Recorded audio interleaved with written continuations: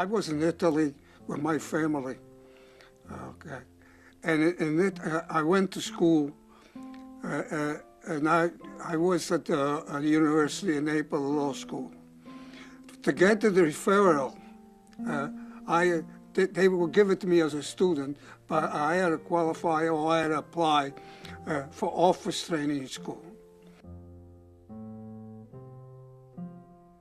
The nation that we were fighting at the time was Croatia, was Yugoslavia. My regiment, before the war, was situated in the north of Italy, by the frontier. So it didn't take much after the declaration of war to go from Italy in Yugoslavia. What affected me a lot was when I became a guerrilla. The guerrilla war frustrates you, puts you in a state of continuous oppression. You don't trust anybody anymore.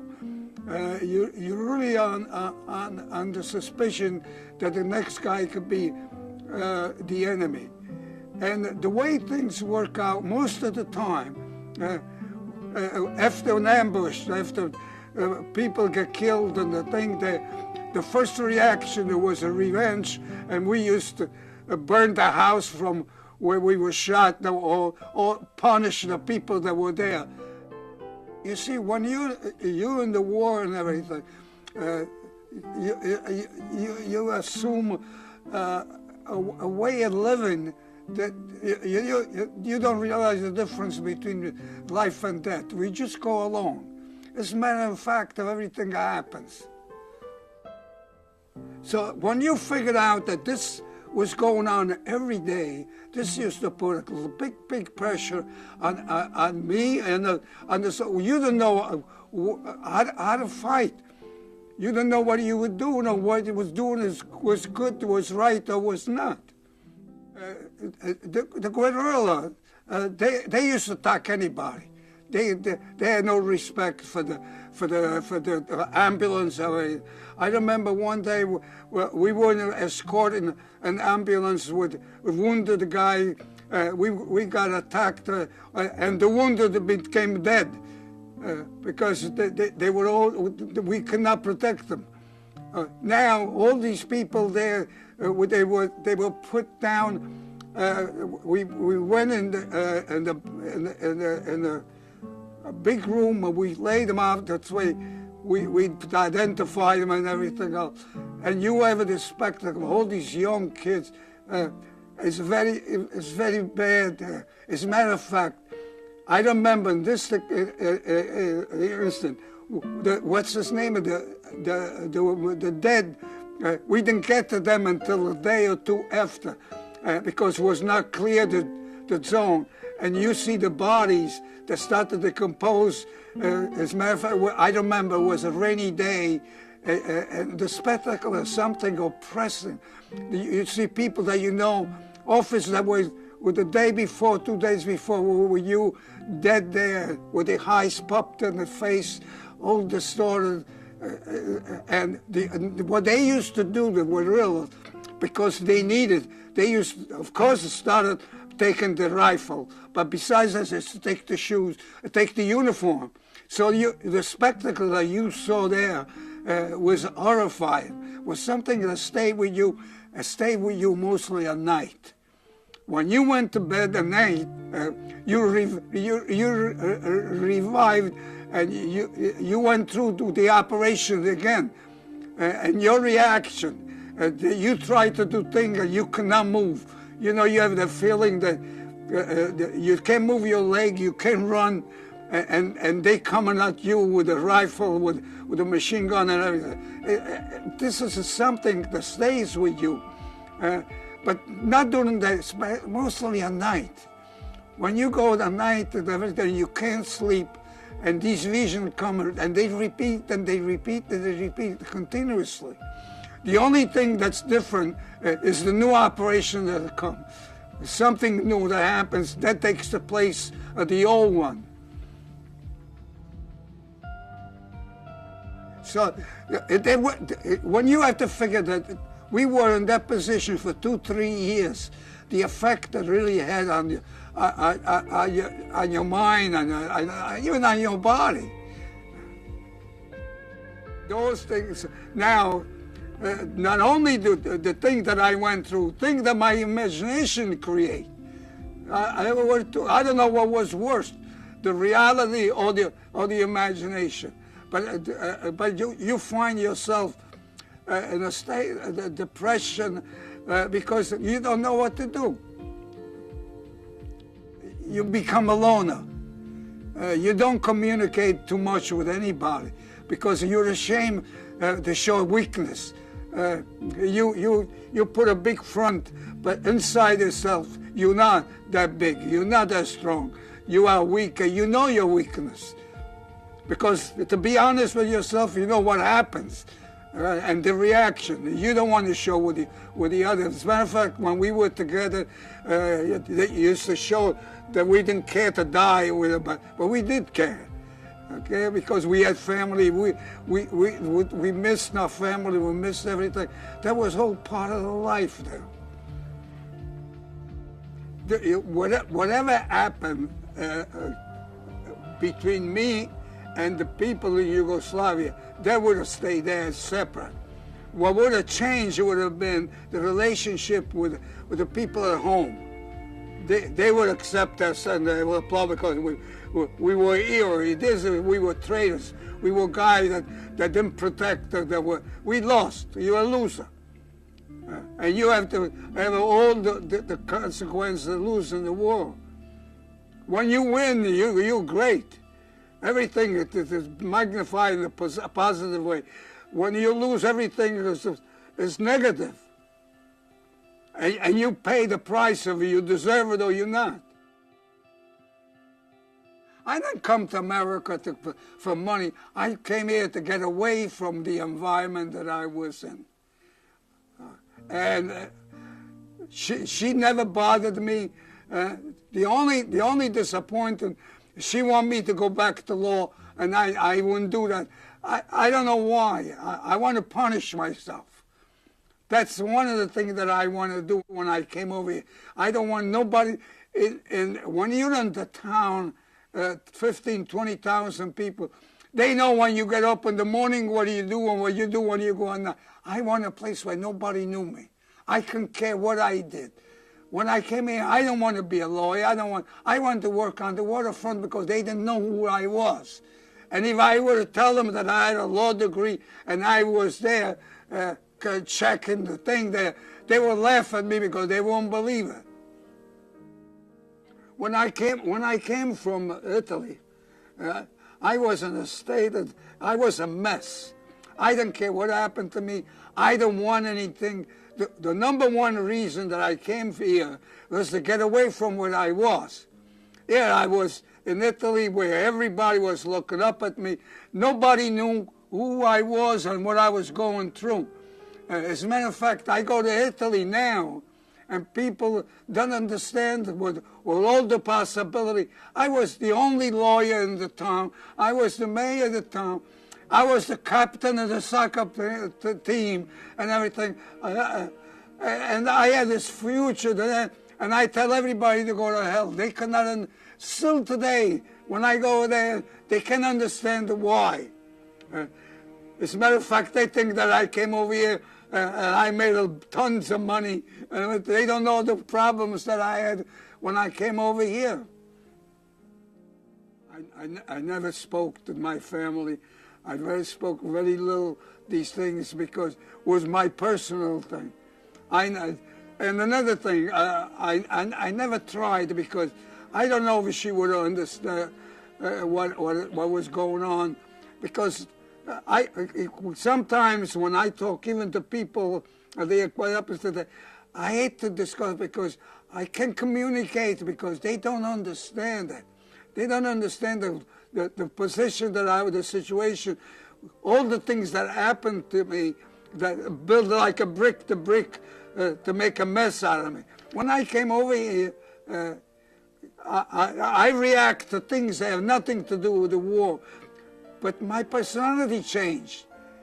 Instead of being calm, I became a very abrupt. I made a decision, big decision in 5 minutes. I don't want to hear nobody. That I still, part of it, I still have it. Okay.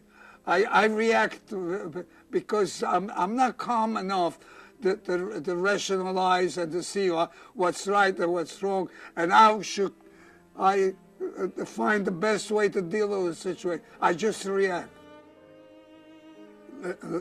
I want to say something. I never realized what was happening to my mind or my until the war was over. Okay, when the war was over, these things, I was in a different position. I was in a position where, number one, my relationship with the people in Italy, my relationship with my family, my relationship with myself. Okay,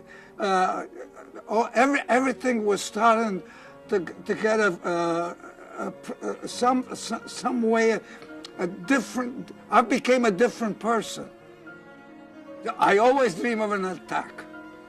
Okay, and I always dream that I don't have the freedom of reacting. I'm always the enemy is coming at me with the guns, with the knives, and the thing.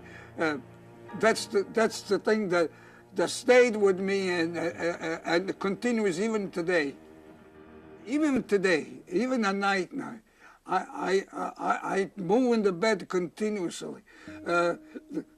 Even a week ago, I jumped out of the bed and I scarred my face because I react to the way things that I dream during the night. And there's always the war.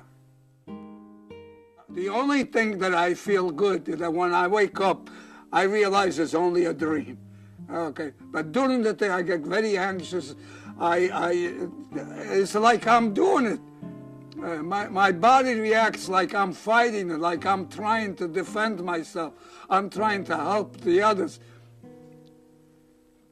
You see, what is bad, they're still with me. Yeah, I'm 90 years old. This thing is over 60 years old. Okay, I'm talking about 1941, 42, 43. Okay, we're talking about 60 years. It never left me. I still go at night, and I'm not saying every night, but mostly at the night, I have a dream of going back to that period. That period never left me. That stays with me, and I think I'll carry it to the grave when I die.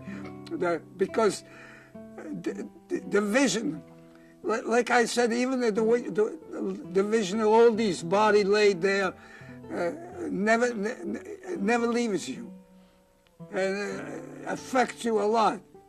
That becomes, when you're 3, 4 years in the same unit, a lot of the guys became like your family. To see them die this way and the way usually appear to you, that you see them, is very depressing. How many times you said, that I could be me? And that's the truth, it could be you. I don't blame this guy or the other guy. I blame the whole situation. And the number one, I don't think the things that happened after the war would upset me as much as the things that upset me during the war. Those things hit me and stayed with me because they were bad. They were big. It's not a small, that wasn't a little scratch. That was a deep, deep wound. That deep wound went right inside of me, and the reaction was not only in the moment, was left for many, many, many years. Even today, all of a sudden I don't want to do nothing. All of a sudden I don't want to go out. Okay, that's not normal. Nothing happened. Nothing justified certain moods of mine. And when they ask me, I don't want to be asked. I want to just be left alone.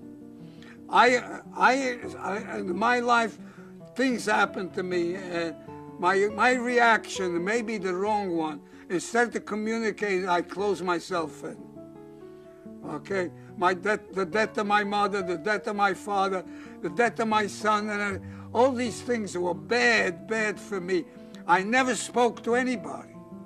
It's not a question I want for treatment. I want to know. I won't. I was enough. I'll deal with it. If I suffer, I don't care. I deal with myself. The only thing I could judge is what I went through, the way I react. I react badly. I was a damaged goods when I came out of the war. I don't. You know what the biggest problem is? That you don't even realize how bad things were, what things that you were doing. The way I react to the things that happened to me and happened to, and the environment that I was in. I was going to fight pain with pain. Maybe